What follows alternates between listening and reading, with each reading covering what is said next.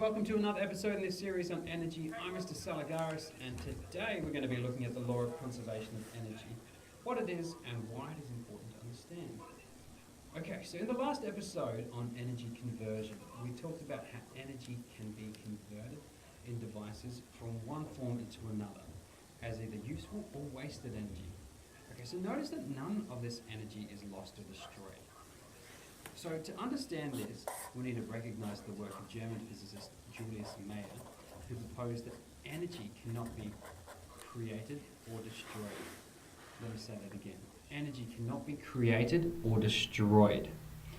The law of conservation of energy, which stems from this, states that energy cannot be created or destroyed, only conserved. So this makes sense of the example we talked about earlier, of the TV. Energy wasn't created in this, or was it destroyed. However, the electrical energy was converted or transformed into light, sound, or heat energy. Some of these types of energy were useful, the light and the sound, and others were wasted as heat. Okay, so let's wrap it up. What have we learned so far?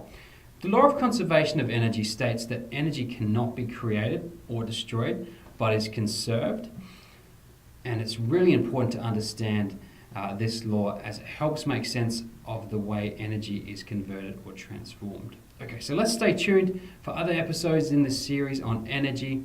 Next, we'll be looking at the idea of energy efficiency.